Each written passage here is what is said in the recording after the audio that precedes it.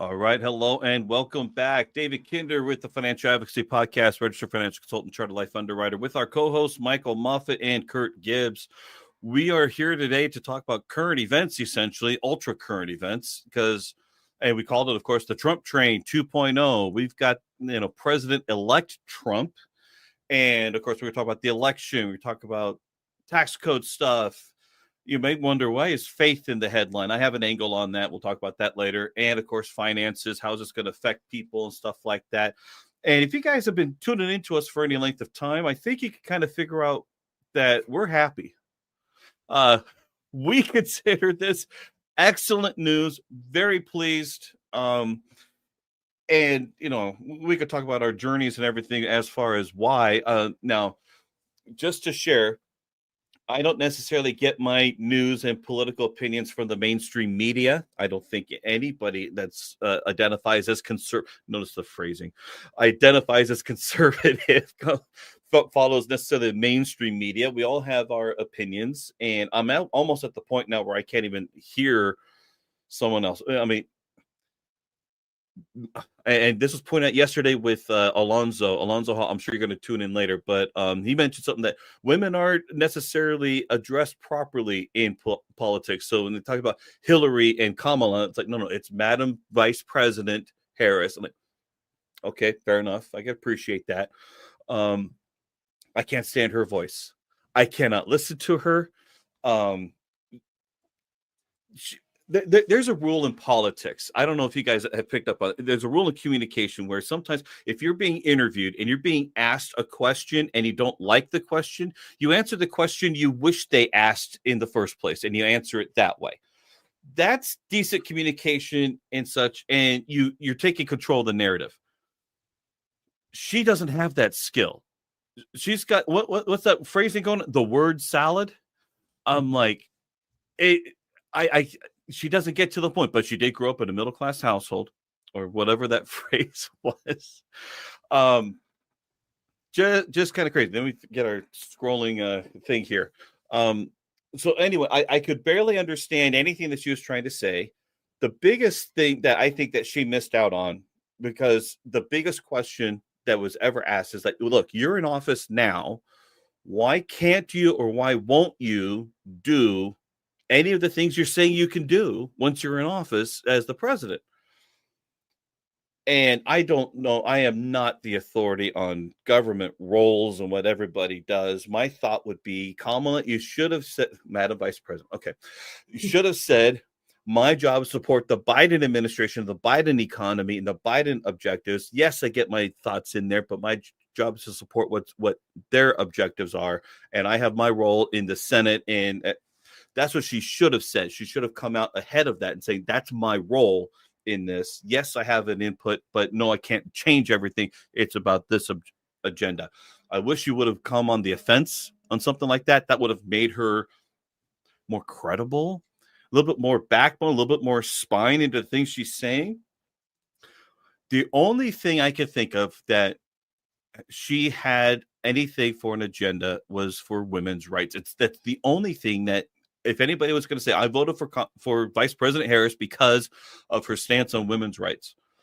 Okay, you could do that. By the way, everybody could tell this is a completely different tone of everything else we've ever talked about before. We're really not a political show. Obviously, politics does make a play in how we make decisions. And so we're just throwing all that out the window. We're just going to have a fun conversation and just talk about stuff. We're going to shoot the breeze. I don't want to mess up our sponsors and our ads here. I was going to say something else. So anyway, there's so much to unpack here, but I've been following Trump since he announced in 2015, came down the escalator, and he's saying all the things that I wanted someone to say. I'm like, really, Trump? Okay, let's see what you do. And at that point, this was 2015 that he first announced his first term. And before that, the biggest person that I think was getting some traction was Ron Paul. And I remember this video of Ron Paul and some of his rallies. and they're saying, look at these big crowd sizes, 2,000, 3,000, 5,000, 7,000. I think the biggest one was 12,000 people in attendance. Like, okay. And some of those were California crowds. So I got to give them some credit on that. I can't find that video, at least the one I'm thinking of. But when Trump did that first rally in Alabama, I think it was Alabama in 2015, and it was 35,000.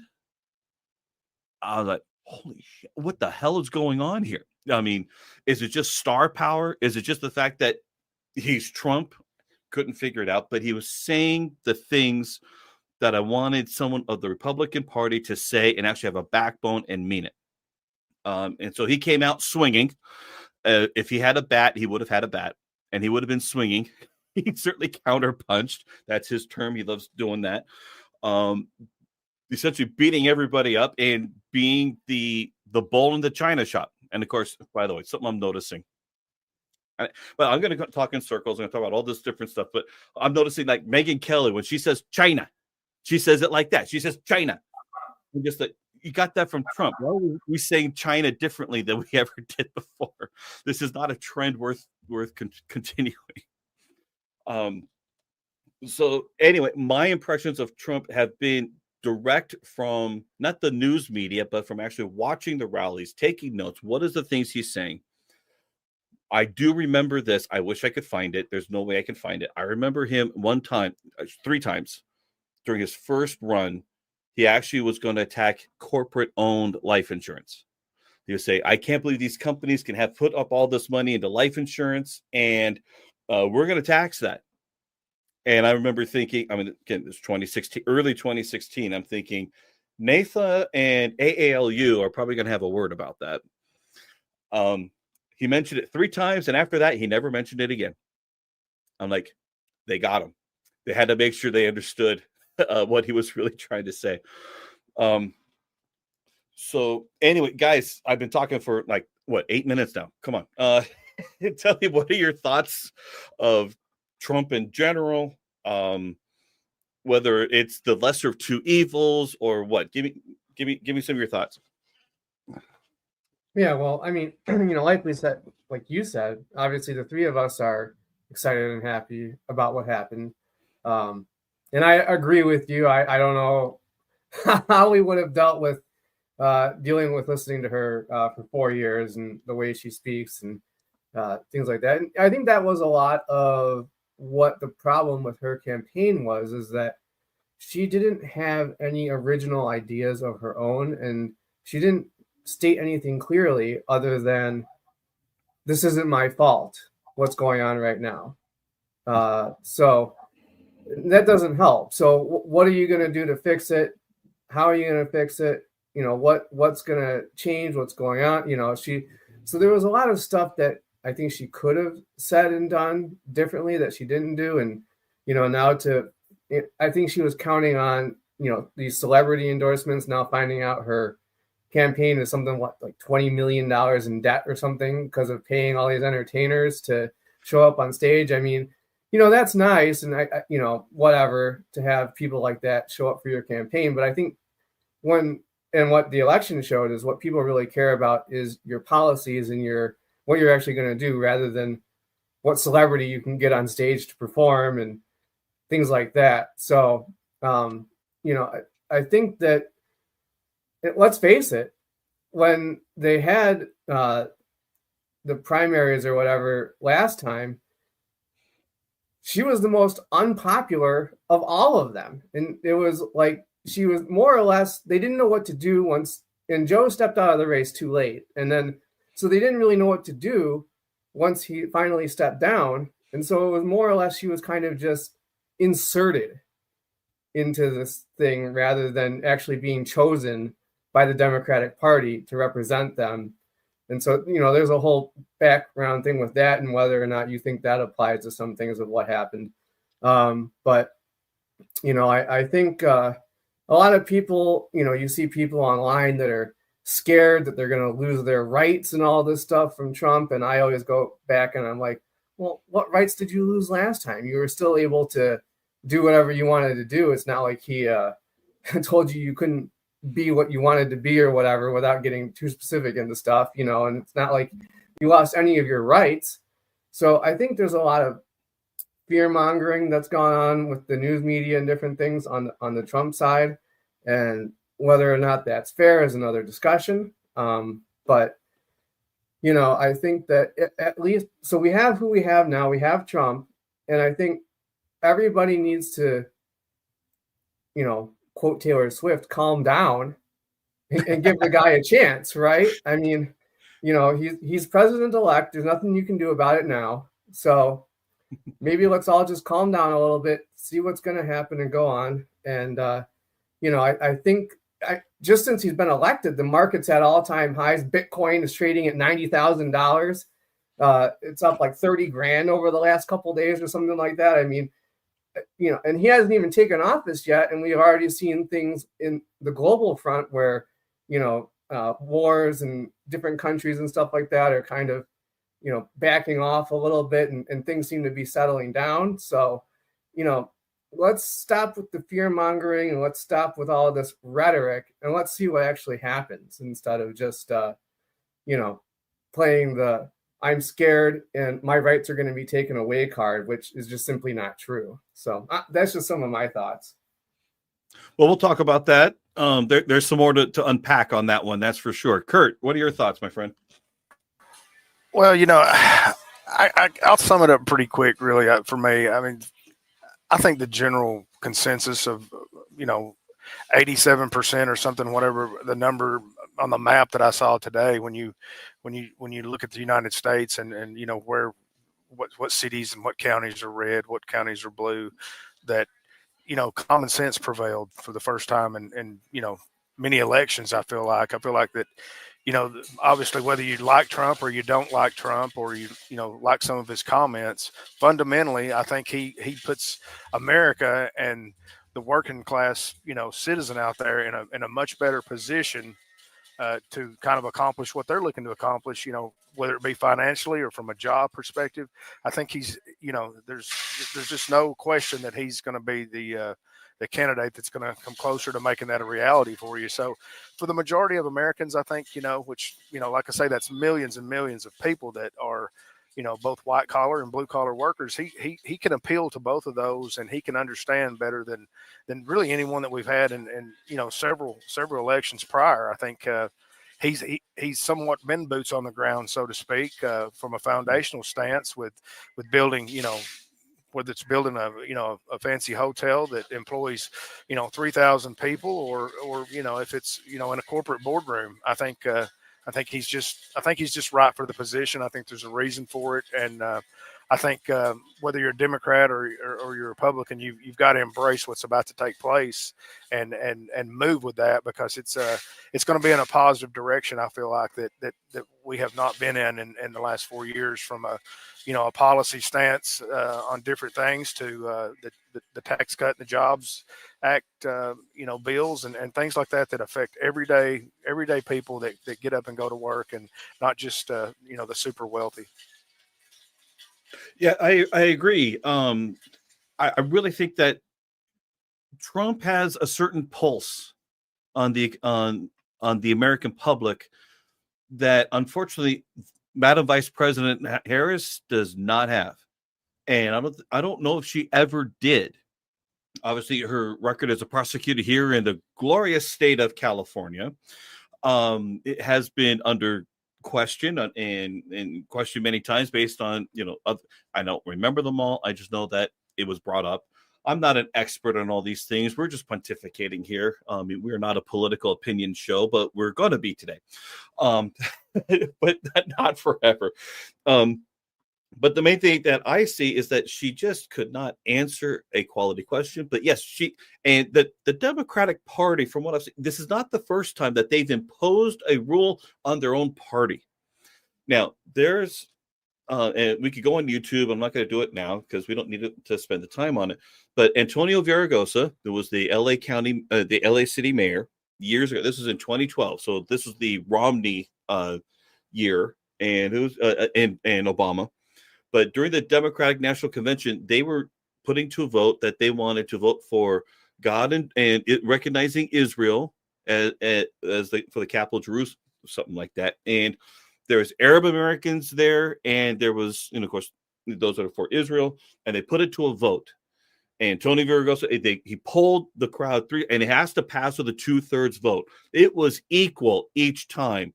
And finally, the person who was in charge, whatever, came up and said, "You're just going to rule, and you're going to do what you're going to do." They imposed that rule on their party, despite the fact that that was a tie at best.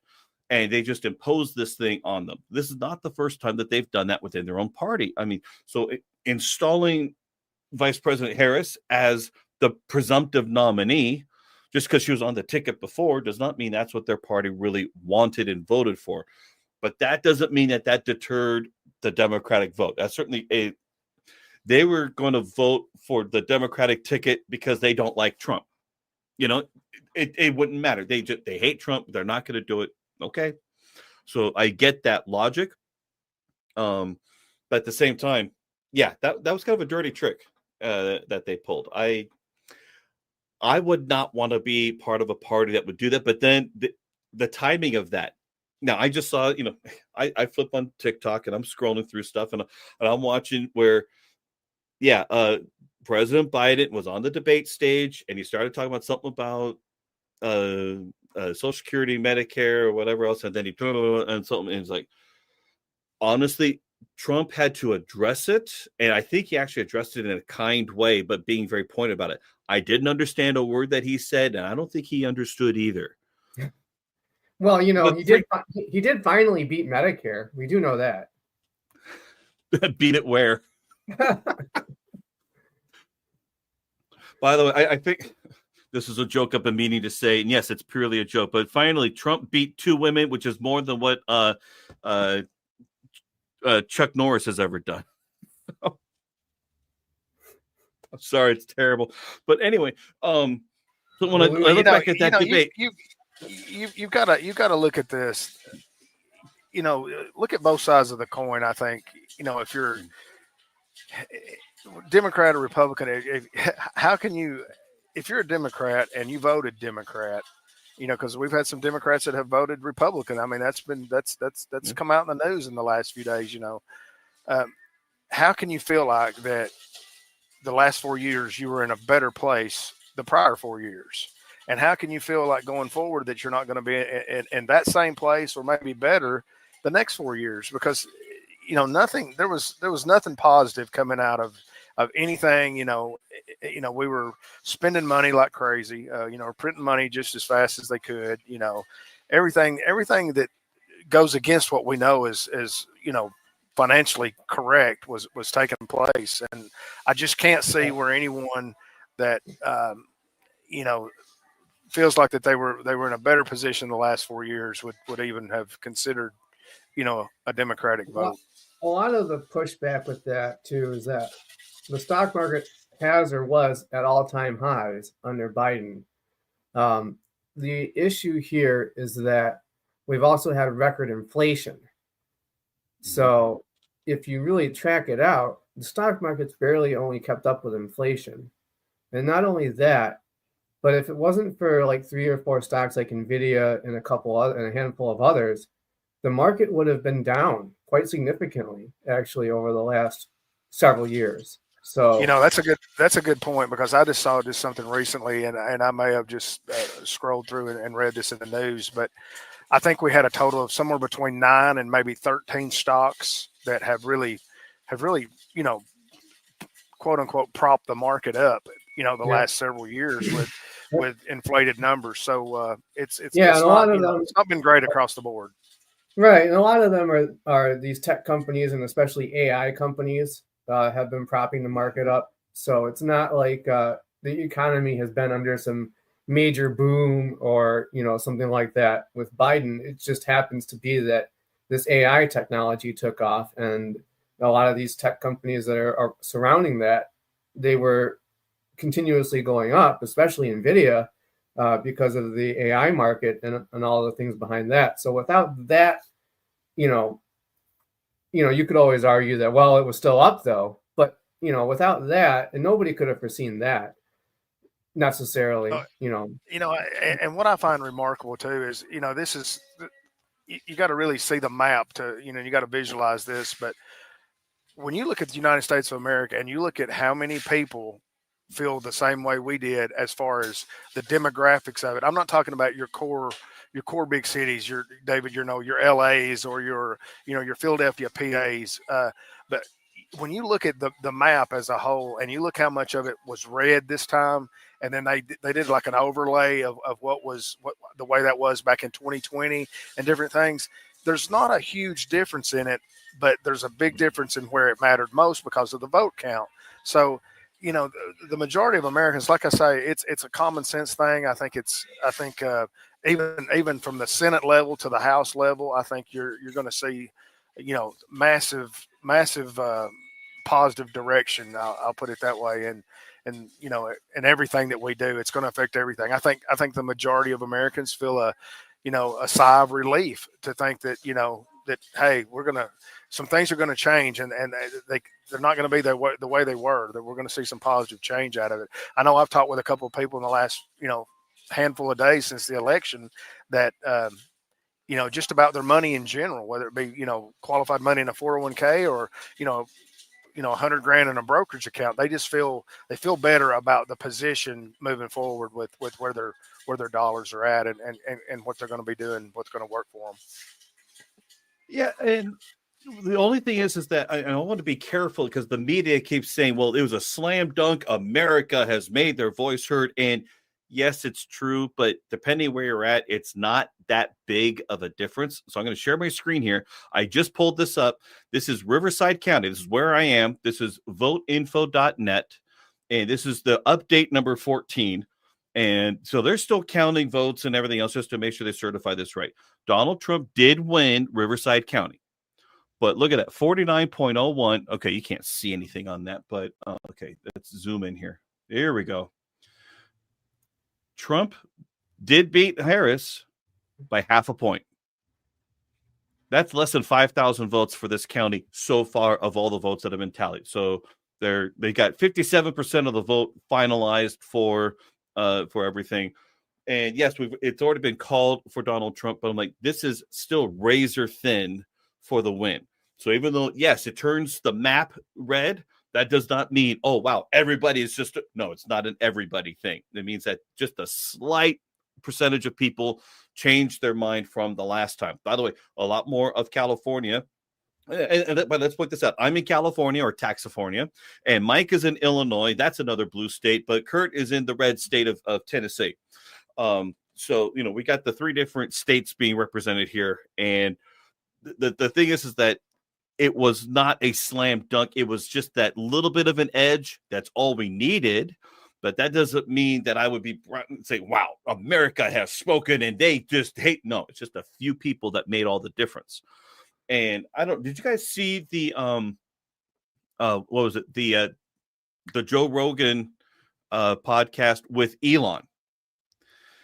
Elon made this statement, and it's almost echoed by Trump. And I've got to apparently clarify this because I've had some people message me on this. Trump said, if you vote for me, you'll never have to vote again. And I'm like, and they thought, well, he's going to take over. He's going to become dictator in chief. He's going to, make sure we never have to vote again. He's going to take over the government and we're going to lose everything. No, that wasn't what he meant. And what he meant was that because of this election and the warning that Elon was sharing was that if we want to maintain a free election, this is the most important, more vital election we've ever seen based on the stakes. And Elon was saying that they're flying in illegal aliens. Let's call them what they are. Illegal alien invaders. It sounds like space invaders, right? But in fact, that's the legal term. Let's get this. A domestic citizen is a citizen. If you are foreign, you just happen to be technically it's outside the state, right? If we look at legal entities, it's that kind of thing. And if you're outside the country, it's alien. It's an alien entity. That's the same type of thing. We're not, some people say, we call them a human being. These are the legal terms. Let's get legal here a little bit. You learned that in insurance. You learned that in insurance class too. That's it. Yeah, we learned a lot of this stuff. And no, not politics. We learned enough about this terminology to make sure that we know the legal definitions of things.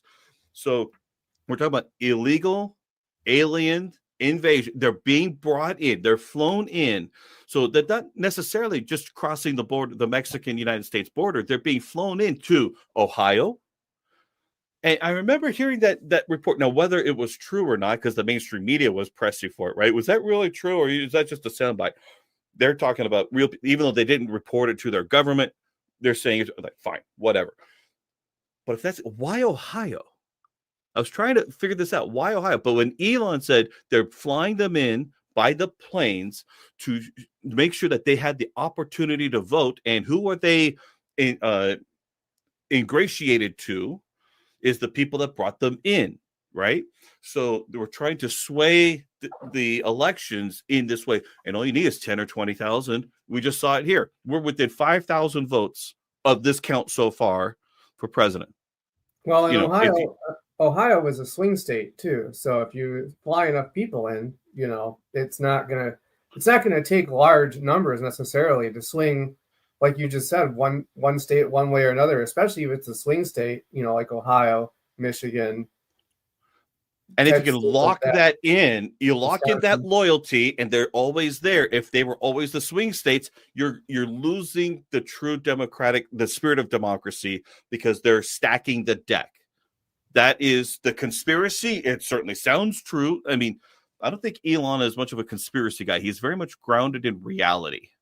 There's nothing in it for him. What is it? He's a multi-billionaire. He has nothing to lose or gain by any of this. I mean, what's in reality, it doesn't really matter to him who's president or not. He's going to make billions of dollars anyway. So he has nothing and pay billions in taxes. Did you see the TikTok? He paid $10 billion of taxes to the IRS.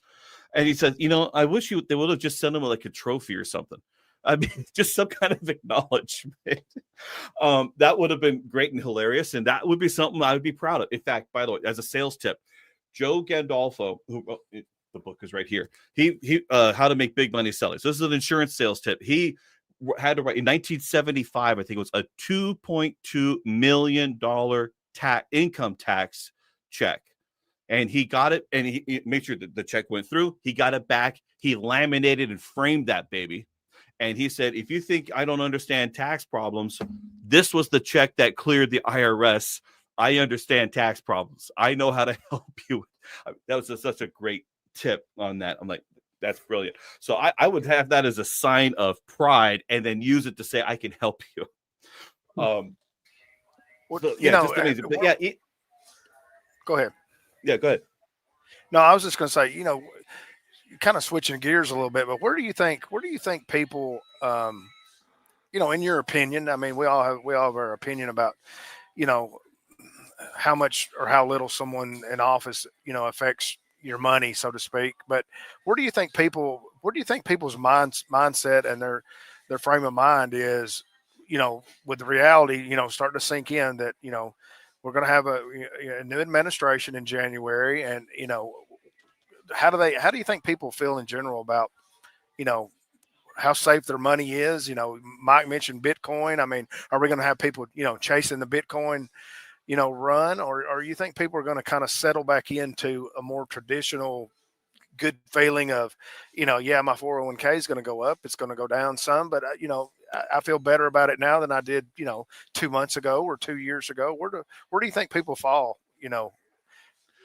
with that situation? That's such a good question, and really that opens up to a lot of other points. So first, let's look at how the market responded, because the day that Trump was elected, that once that was finalized, and once the mainstream media, because Fox was the first one to declare it, so, and of course Fox doesn't count, so they wait for everybody else to finally declare it.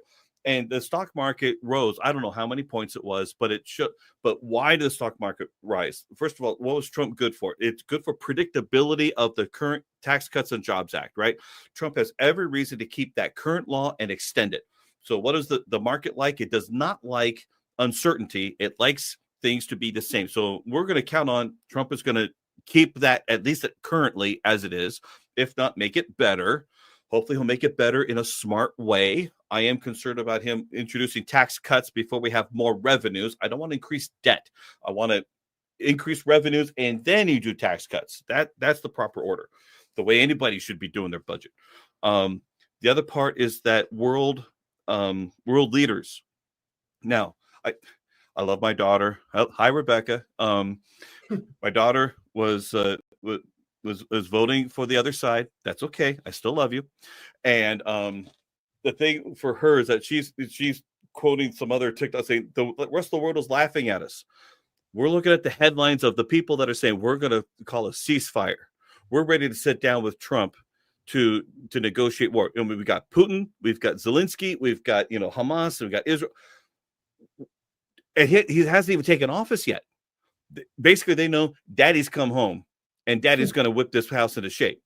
That's the message that's coming through. Now, at the same time, let's get to some fundamentals of both parties. I think, according to me, the Republican Party is far more about principles and far more about policy.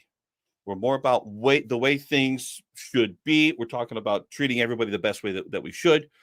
Whereas the Democratic Party seems to be far more concerned about how you feel and feelings and stuff like that. We are not a feelings-based party, the GOP. We do want everybody to have the same opportunities, but we're not going to cater and kowtow to your feelings. And yet they're so concerned about offending everybody. And so was it this morning? Yeah, this morning on TikTok. I'm on there too much. I admit it. I probably need to go to a TikTok Anonymous group. But then again, Anonymous doesn't help much.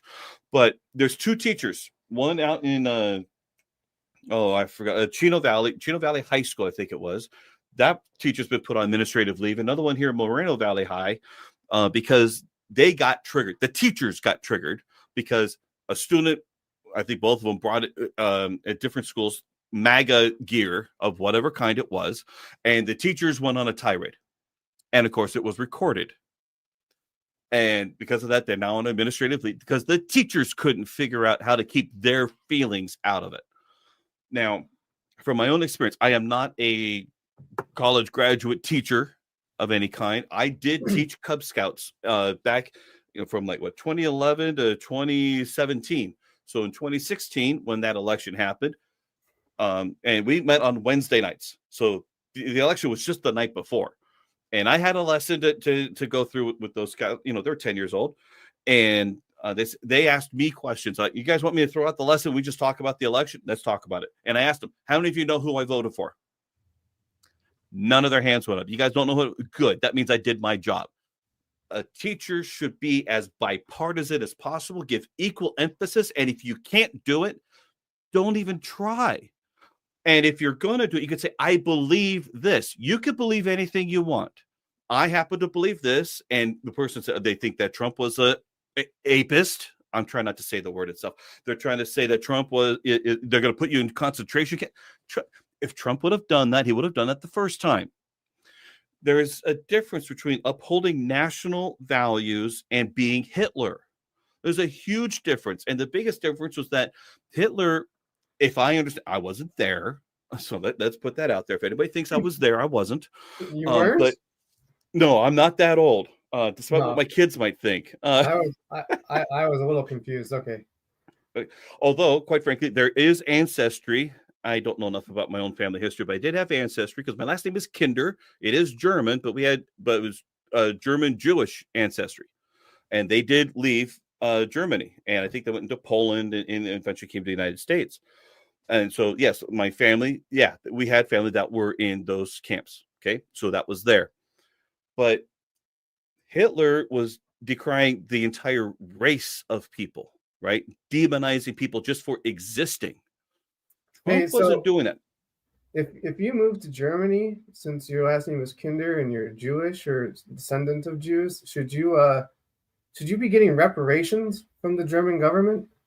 Oh, if I'm going to do reparations, we're going to do it from the Mormon perspective. If we're going to bring that up, man, the Mormons were kicked out of Missouri. Mormons were kicked out of Illinois. We were kicked out of so many other places. Like, look, if we want a reparations, we should. But the problem is the Mormons are one of the richest religions and faiths on the earth. And we've got billions in stockpiles. So therefore, ain't nobody getting nothing. And no one's going to have any sympathy for a religion that's very wealthy.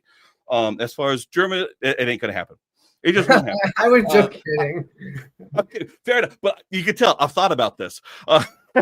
which is actually kind of shocking and a little scary, but okay. A little scary, right? Yeah, fair enough. But anyway, but Hitler was decrying an entire race of people just for their existence. Now, what has Trump talked about? Talked about bad people that are coming here to the United States for the purpose of doing harm, right? And yes, they are primarily from a certain area of the country coming through. And yes, we want them gone. Okay, that's it. But that is not saying that humanity would be far better. We're saying that our country needs to be better off. Those people should not be here. They were not invited. They did not ask permission. It's a whole different connotation. Yet some people can't make that delineation. They see the rallies. They see a political figure that people are gravitating to, and they think, wow, we've seen this before in history. And that's about it. And so and I look at guys. I'm a Star Trekker. I watch Star Trek, even the controversial ones. Like I did not like. What was it like?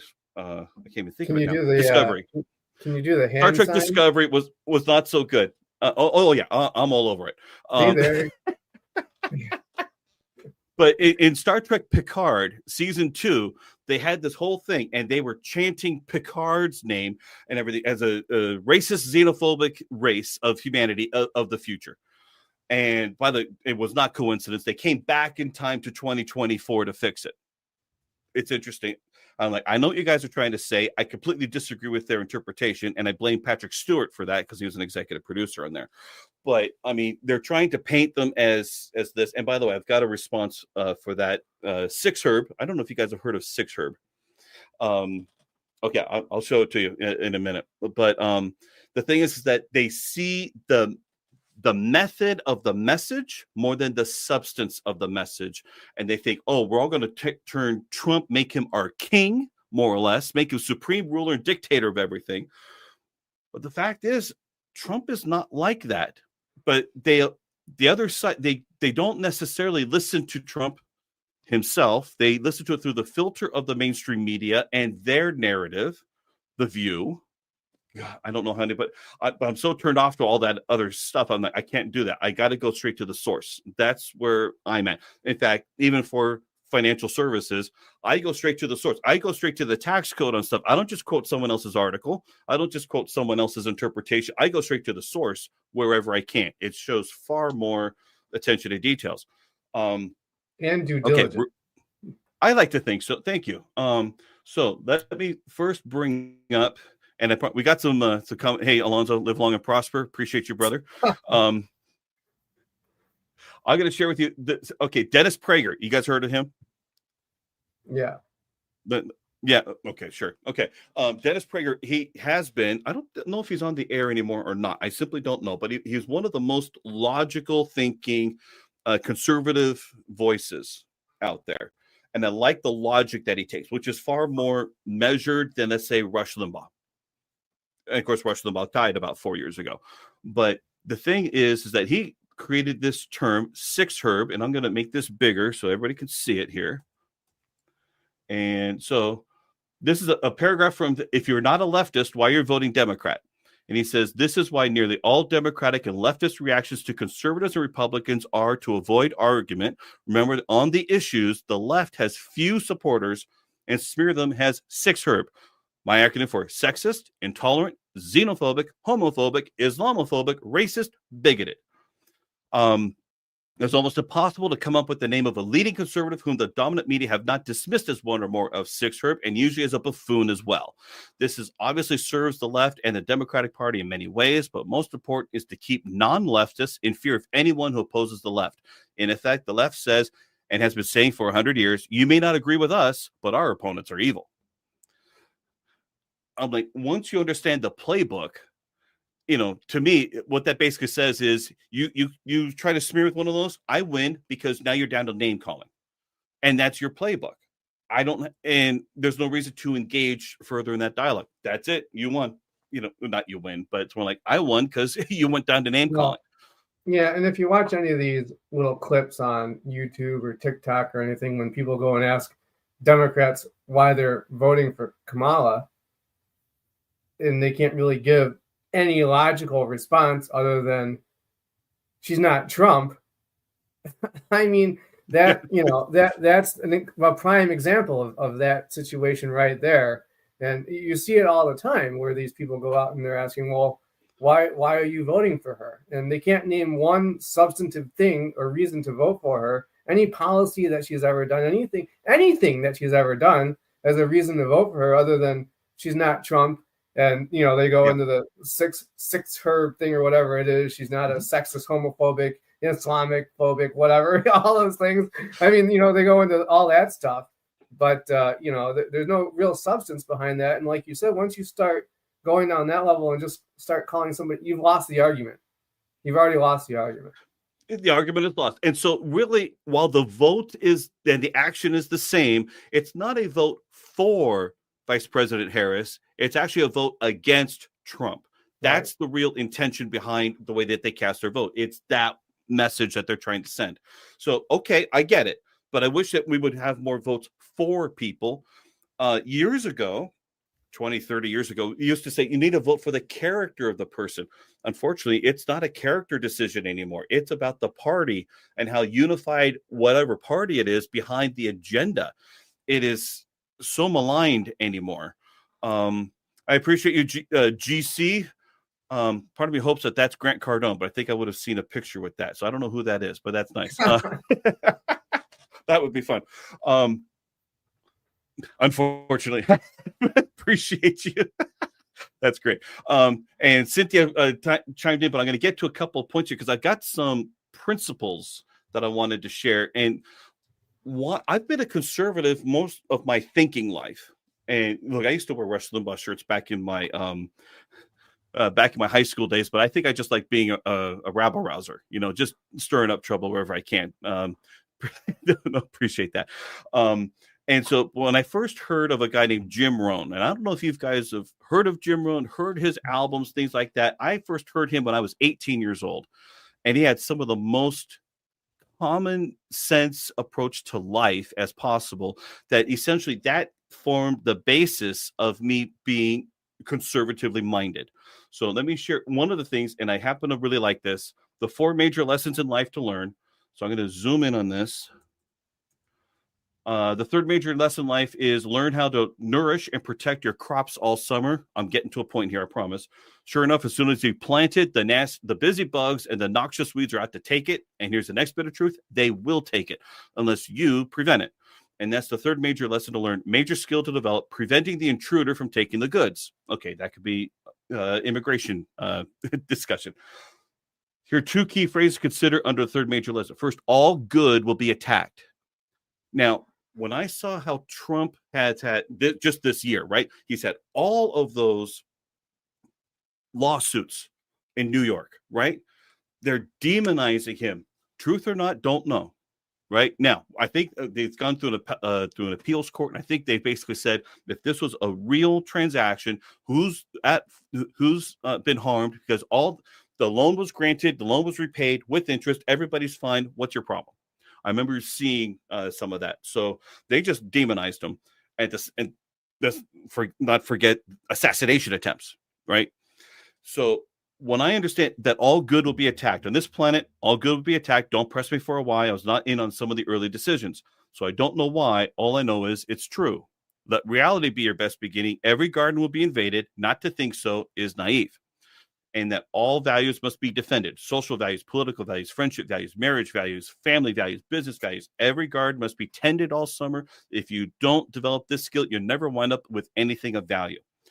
I'm like, that is something that just sticks with me, that if there's a ton of, lack of a better term, persecution, why is that? They're afraid. They're afraid of what he represents. They're afraid of a loss of power. They're afraid of what he represents. Whatever that is, they're afraid. And to me, that is a big deal. Got to bring that out, help people understand. It's not that, are they all necessarily evil? I don't know. But looking at the Christian faith, Christ, did he do anything to warrant crucifixion? Not according to the scriptures. Now, unless someone else has some other book somewhere. Yeah, that may be possible. What do I know? But Christ, as we know, as believers, and the 3 of us are believers, granted different flavors of belief, but we're all believers. Christ was a perfect human being who did not deserve persecution, deserve crucifixion. Yet it happened. And there's other people of different faiths that have become martyrs, good, evil, or indifferent, but people have become martyrs to their cause under the same premise. Go ahead. He did when he was being questioned at the end there, they kind of pressed him about if he considered himself God or to be equal with God, and he did not deny it. And so that's one reason why the Jews felt that they could crucify him or execute him, because he was claiming basically to be God. And of course that is a major no-no. And so that's part of the reason why the Jews wanted to persecute him, but there was execute him, but there's other reasons too, of course, besides that. But yeah, I mean, as far as the Jews are concerned, that gave them a reason to do it. But as far as politically or any crime that he had committed, no. I mean, he was completely innocent, of course. So, right. But yeah. So yeah, and if I'm remembering my scriptures right, and I'm not a gospel scholar, but it went through to Pilate.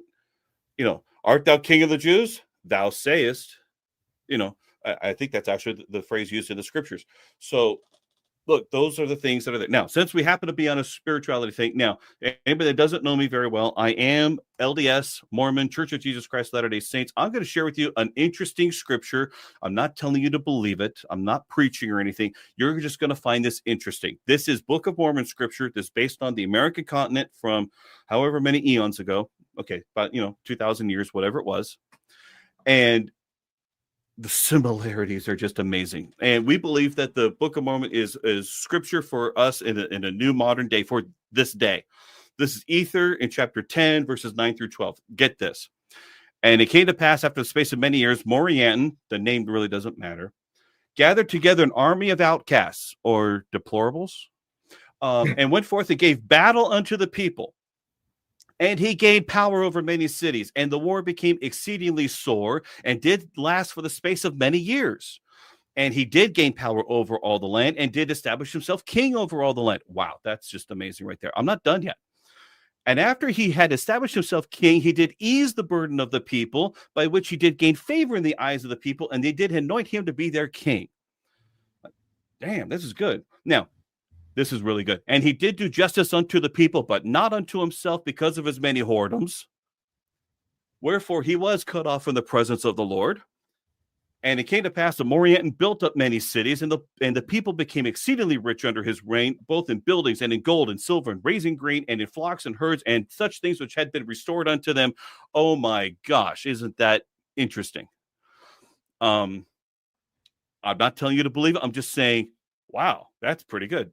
So, and by the way, the church has not come out saying that this is my interpretation of it. I'm not saying the church believes that or saying that this is Trump. I'm not saying anything like that. I'm just saying, isn't that interesting? That's all I'm saying about that. It seems to describe Trump pretty well. Now, let's talk Trump and Christianity, by the way. Up until the Joe Rogan podcast with Eric Trump, I believe, because it felt so insecure. Look, Trump is a very sincere, authentic person. He has no filter, which I like and hate all at the same time. I think the vast majority of American people feel the same way. He has no filter sometimes when he tweets, or X's. That's a funny acronym anyway, because of how many XYs he has. But the thing is that the guy being as wealthy and powerful for what he does, he doesn't need to have a filter. Everybody kowtows to him. He doesn't need to, massage his words and things. Yet he did, or he does it at times. But whenever he would address Christianity and such, it felt so fake. I have to admit that it felt so insincere. I felt like he was always playing to the crowd. So again, we're hiring him to do a job. We're not hiring him as Messiah. We're not hiring him as prophet. We're not hiring him as pastor. I wanted him to do the job. And I don't mind him championing the cause of Christianity. I just didn't believe him because he doesn't have that kind of humility with it. Now, Joe Rogan had Eric. No, it wasn't Joe Rogan. It was Patrick Bet David. He had Eric Trump on. It was near the end. and they're talking. Trump and Eric is talking about being in court with his father. Which, by the way, I think that the rest of the family wasn't always there in court, mainly because they didn't want to feed it to the media. They just didn't want to say, oh wow, look at Trump. Granted, I had someone else who said, no, they've given up on him. They're ashamed of. No, that's not it. Sorry, Professor. I disagree with you there. And so what it was is that, but during some of those times, Eric said, you know what, even during those dark times, they felt that there was a spirit that was looking out for them. They felt that there would be a light at the end of this tunnel. They felt like they were being guided. I was like, okay, that's the first time I felt that you guys have any kind of spiritual awareness. And I appreciated that. It's very rare to see. And quite frankly, when you're out attacking in your campaigning, it's hard to then show humility. I don't know if Trump has ever felt or displayed any kind of humility that we as a Christian brotherhood would normally recognize.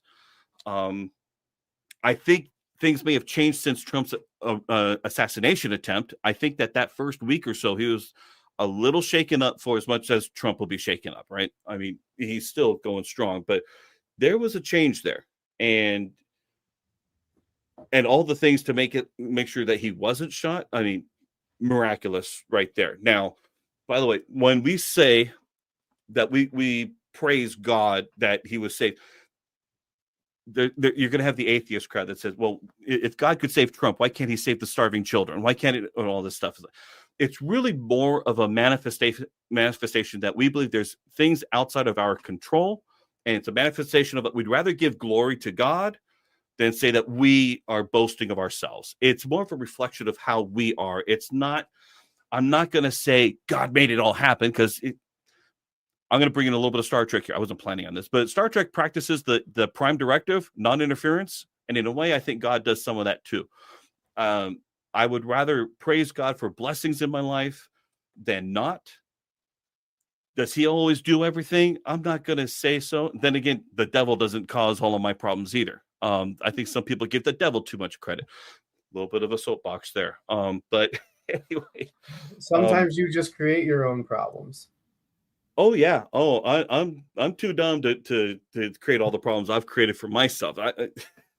Sometimes, but then again, sometimes I'm so smart to get myself into other problems. Who knows what's going to happen with this live stream now that we're sharing some of these thoughts and convictions and things? Who knows? So that's why when I was thinking about this whole agenda, what I want to talk about, yeah, there's some faith in there, but I'm not going to say God saved his life, but I will say that we praise God for the fact that we'd rather give glory to him because of the reflection of who we are, not that he miraculously turned Trump's head exactly where it needed to be so he'd barely get nicked. So that's my feeling. It's more of a conviction or character of us as believers than some miraculous being, which, yes, he's there, but I don't believe that happened necessarily. I just rather give the glory there and accept the miracle for as it is. If he was assassinated, oh my goodness, I think January 6th would have been the least of this country's worries. I think it could have, if anything was going to incite a riot, you want to get the NRA involved? Hello. That probably would have done it. I want to go back here because Cynthia responded to this earlier, right? Huge difference between Trump and Hitler. Democrats, all they do is divide and name call for not falling in line. They are fear-mongering. We happen to agree on that. And I am Latina. I thought it'd be Latina, but okay. I fully support mass deportation of criminals and all that came in during the Biden administration. I'm right there with you. So I appreciate that. Of course, yeah, I mean, the other thing too. And I think, yeah, if we're going to touch on that. So with this mass deportation stuff, as far as I'm aware, I don't foresee a world where they're going to, and this would create a lot of problems if this actually happened, and then we might have even bigger problems. But I don't see a world where they're going to go and, declare martial law or something like that and go house to house, like Nazi Germany or something, and say papers, and see who's here legally or not. I don't think something like that's going to happen. But you know what? If you're here at this point, or once he takes office and you're trying to cross the border illegally, or you're committing crimes, or you're doing things like that, yeah, I think then that's going to be the bigger problem, and you're going to find your way out of this country faster than you did before. So, I don't. I think that that's a lot of fear mongering. I don't think that anybody's going to be going house to house looking for illegals or anything like that. We're not going to be doing any of that stuff. And he didn't do it the last time, which he, again, could have done last time too. He could have declared that martial law and done that type of thing too. So, I think that there's a lot of, like you said, fear mongering going on out there with some of this stuff. And, if you're a criminal and you're here illegally, that's where the real issue is going to be. But anybody that is, working a job and is, providing and stuff like that, generally speaking, I think that those people aren't going to have as much of an issue. But if you're here illegally or you're crossing the border illegally once Trump takes office, or you're a criminal, then that is where probably the line will be drawn. That's just my opinion. You're welcome to your own. I think that it will be far more targeted. It's going to be arrest warrants. It's not going to be a sweep of a neighborhood unless they happen to have, look, if they're all going to bring the SWAT team, more or less, and they've all got names and addresses of where they're going to go and who they're going to go pick up. That's different than saying, everybody, if you're this, you're round them up and put them on the cattle train. And we're not talking about that. The interesting thing too is that if you try to, as Americans, if we even try to move to another country, like all these stupid celebrities that are trying to move out of the country, if you try to become a citizen, or gain entrance to another country, if you don't come in there legally, they'll kick you out, right? Yeah. So why is it that when we try to uphold the laws of our nation, it's a horrible thing, but yet if you try to enter into virtually any other country that I can think of illegally, you will be removed. But for some reason, if you come in here, the liberals seem to think that that's okay. I don't get that. I mean, you're literally breaking the laws of the country. Well, we've seen and it's all over TikTok. Again, probably where I get more of my news lately, but I'd rather watch TikTok than watch, the local news or national news. I think I get a far more, I get the balance that I like. Anyway, but you get AOC questioning Tom Homan, right? He's the new border czar. But back then when he was under a trial or whatever it was, a hearing, whatever it was, AOC is saying people who are coming here legally through for asylum. And he basically says right back, there's a way and a process to ask for asylum, and you go through the proper channels. That's how it is. Otherwise, you're in violation of section, whatever he quoted. Yeah. I don't doubt that. By the way, he is the new border czar. He's going to take over for Vice President Harris, who was supposed to take care of our borders before, who basically didn't. And why is they take on this distorted view of the facts? And I think that ends up being a common thing or theme, that they want to distort the facts to fit the narrative they want to make them feel better about it. Remember, it's the party of feelings. So let's bring all these people. Yes, they're in a troubled situation there. Unfortunately, they can't fix their own government wherever they're coming from. So let's bring them in here, and they'll be forever grateful to us, and let's make sure we register them to vote.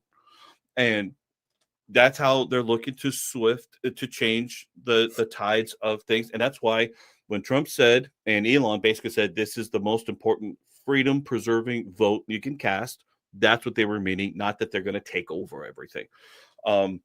Real quick, by the way, the blue state governors are also sounding the rallying cry. They want to Trump-proof the state.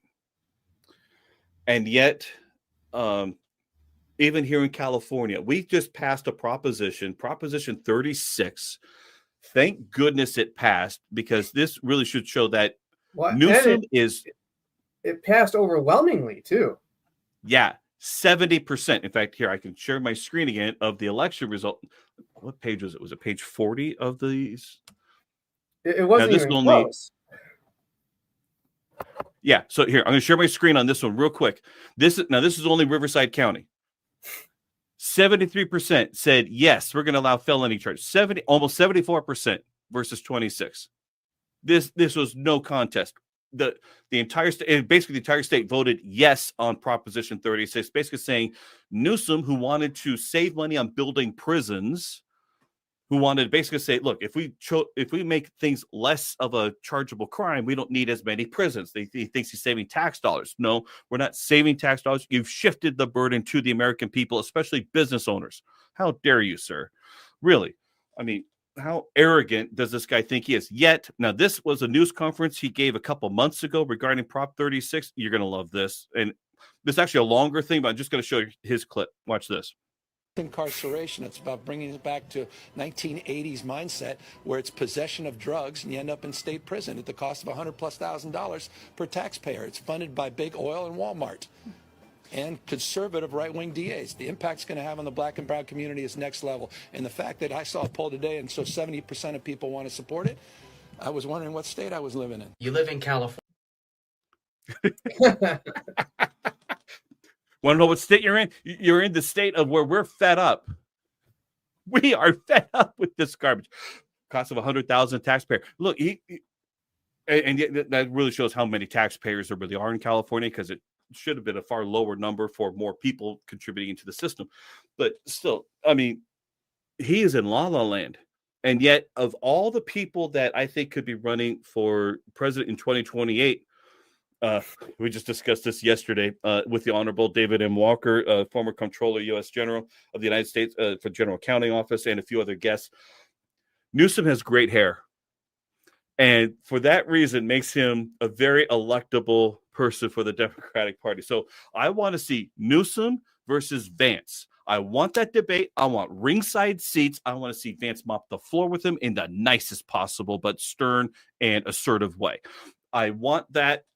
It should be on pay-per-view. It should bring out a whole bunch of people to pay to see that. The ratings. I mean, you already wiped the floor of Tampon Tim, so. Well, there's. But yeah, so there's so many things. There is a tide turning here in California, not big enough to turn the entire state red, but it certainly made a bigger difference. It's certainly a lot more red than it ever was, or at least, in the last few elections, that's for sure. And look at cities like Oakland. I mean, I don't think In-N-Out Burger ever closed a location before, ever, because they're always massively successful. And yet they closed the location in Oakland because of all the crime. And there's other businesses that are closing out. And I mean, the Bay Area, I mean, that is the hotbed of liberal activity. And yet, let alone all the other stuff that.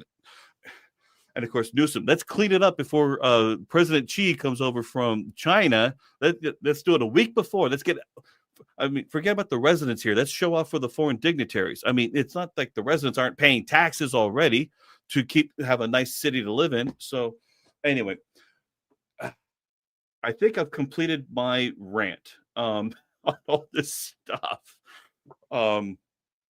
Any final thoughts, guys? I'm thinking that if anybody likes what we believe, fantastic. You now have an idea of what we're thinking of, or at least what I'm thinking of. I know it's a monologue practically, but you guys are contributing. I appreciate that. Anything I'm missing? Sorry, not sorry. Yeah, and quite frankly, if you completely believe the other way, please don't call us for your financial advice. Maybe the government will save you. I am not a believer of that, but hey, we're getting it out there. You're getting the unfiltered version of us, other than, holding back some things because I don't want to get demonetized. But still. What are your thoughts, gentlemen? I think I'm done.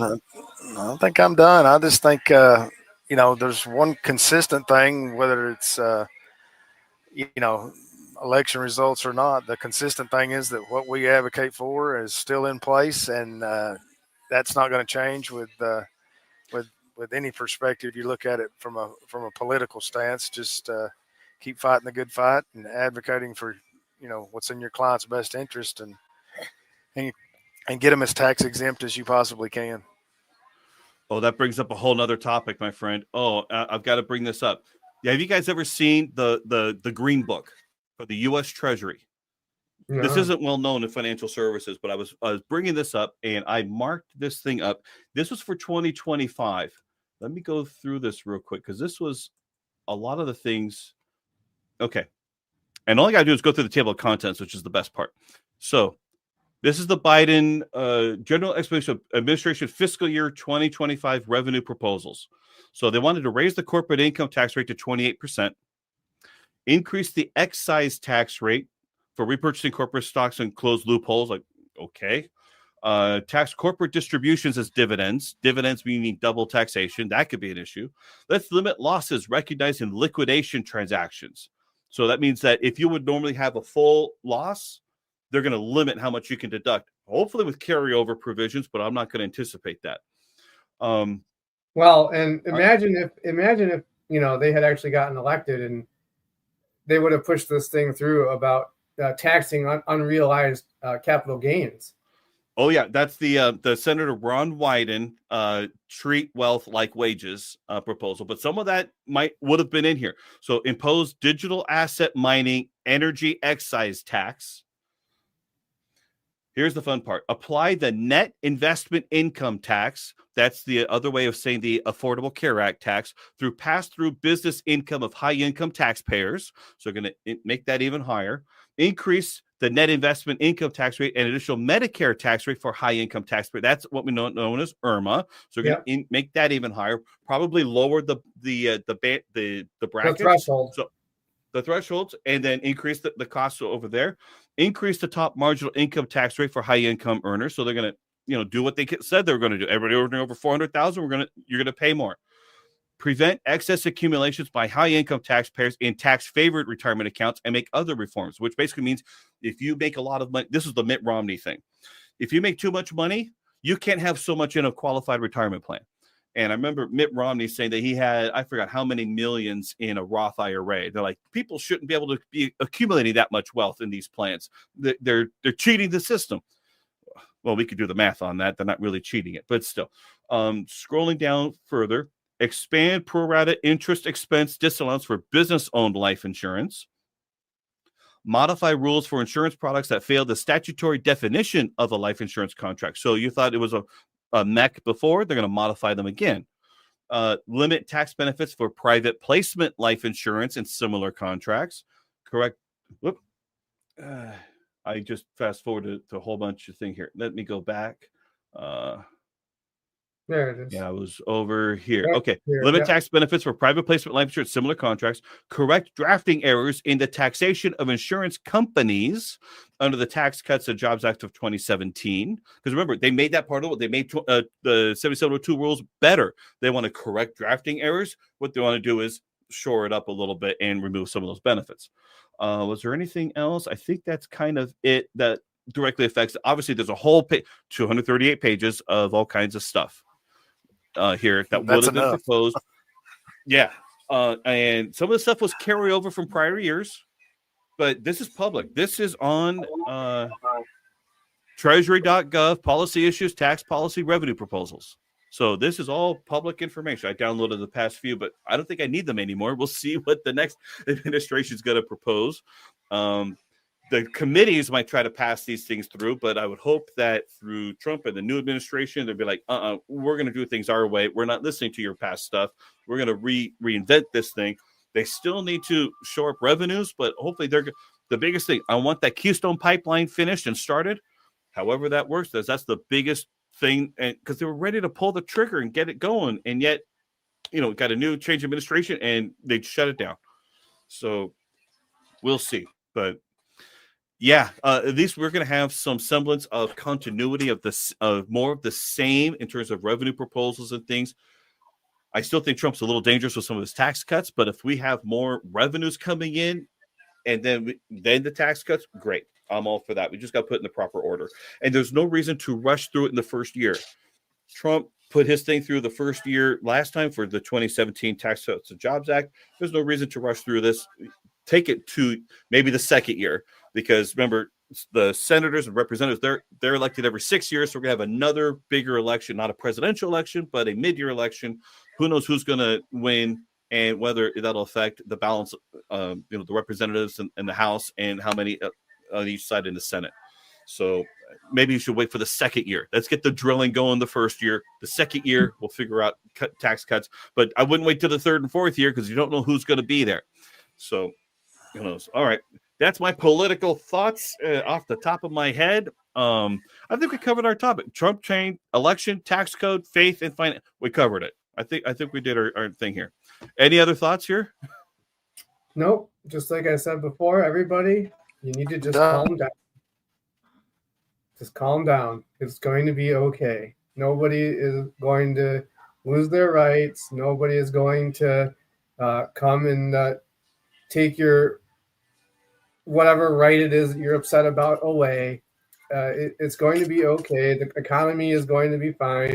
We're going to hopefully he comes through with all this stuff and we get no tax on tips and we bring the taxes down some other ways. And, overall, I think it's going to be a good thing. And, we never touched on the, abortion issue and all that stuff either. But, that's Trump has nothing to do with that. It's a state issue. If you want to, if you're concerned about that, go to the state level. That's where it always belonged. It never belonged into the federal government's hands. So you're not going to, lose the right to kill your baby. Don't worry. You'll still be able to do that if you want. But, everybody just needs to settle down and let's see how things go and not panic and push, that panic button. And it's going to be, he was already president once, right? So it's not like anything majorly different is going to happen from the first time. So. Yeah, the only thing that's different is that he personally doesn't have to care for re-election, but the way that he chose J.D. Vance, but I saw the interview with Tucker Carlson with Don Trump Jr.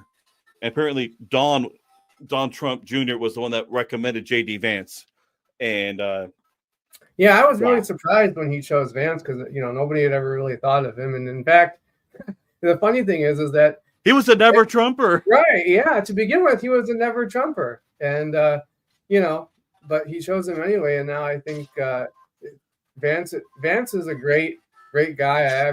I wasn't sure about him at first, but I like him now. And, he has common sense. He's a great debater. He seems to be very bright and intelligent. And he just seems like the kind of guy that wants to get stuff done, for lack of a better word. He's the iron fist in a velvet glove. There you go. And that's it right there. He masters his media appearances. He doesn't let the media beat him up. He calls them out and then answers the question in the nicest, most polite but assertive way. Mm-hmm. I'm just like masterful. So Trump didn't pick him just to be vice president. Trump thinks like a business owner, and any business owners listening, you should be thinking about succession, right? Who's going to take care of your business when you can't? Well, who's going to lead Trump afterwards? Trump should have been thinking who's going to be the next one. And especially since, and by the way, this is such a good thing that in a way that Trump failed the election before 2020. If he would have won, he wouldn't have the same kind of support or story. Quite frankly, never doubt the value of a good story. Trump's story now coming back. He's the second person ever in history, certainly in modern history, to come back after failing his the second term to be elected, to then come back.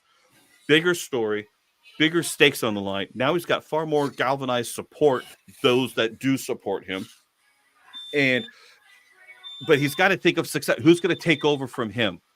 What a great pick of J.D. Vance. Imagine if he had to stay with, what's his name?